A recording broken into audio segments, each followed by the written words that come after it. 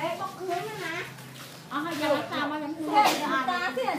Tiền thôi là mấy ăn này anh nó bông rồi. Mình ăn ai lời nữa còn không này anh nó bông rồi. Khơi lời. Mẹ ơi anh nhà mua ơi. Mẹ ơi anh nhà mua ơi. Mày chứ nào ai bao ống thốt này anh nuôi. Đi chơi con đi chơi. Đi chơi. Khơi cho kem chơi. Muối. Pê. À đây thì na sao mà. Ơi anh ăn. Thôi đi xa muối. Anh chơi trong băng một vậy. Anh chơi cái muối mở. Muối. Anh chơi con con này tơ thì khỉ ăn à. Không con mở. Muối. Pê.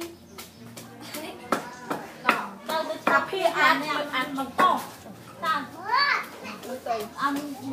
Đây thao phép nhà nó bóc rồi. Thao. Thích nè. Xa. Cho anh lôi cơ. Anh cho anh lôi cơ. Còn quay. Thao. Thao ấy. Anh thao phép quay ạ. Xa thao cho là thế nào. Thế đây cũng băng mốc. Khăn bao nhiêu tôi sẽ khá đây. Khăn tên mua. Mua đây. Tôi thằng thì ăn. Ôi. Thôi tao phí ăn được cô. Ê, được. Đi tao muốn ăn tiếp. Ô ạ. Phía cái thân kìa. Cái này ngớ mừng. Con tới mà chồng bà với con chào Jinson. Ta mới cam bà đá. Áo chân. Cam bà đá. Wow, mình ăn tam ba cái nổ nghe. Muối. Mơ cái nóc ơi. Muối, phí. Áp phai cháu chất khá niên tí chừng. Chi ơi. Cô vậy anh ăn cô vậy. Cô gì là cô người tổng. Thôi chị. Khá ơn. Sao muối. Muối. Anh ấy chị ăn ơi bốc. Muối, phí.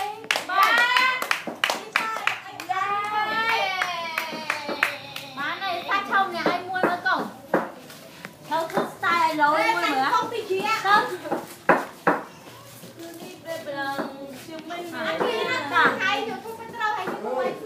Muối, phí.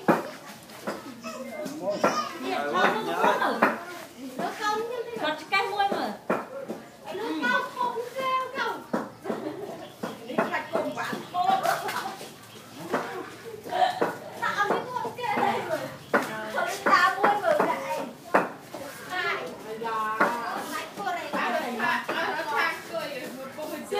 Tình mới xiên.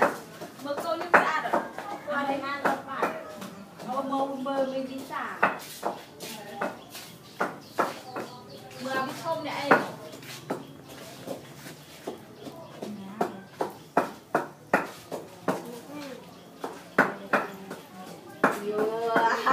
Chừng càng mê nè. Chừng càng sốc lại. Vừa ăn áo. Nó tụi mình nhặt ra. Khúc. Ăn. Mình thôi đi xa môi. Em.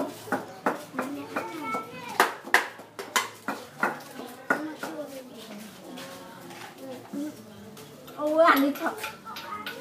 Ăn đấy thì lọ.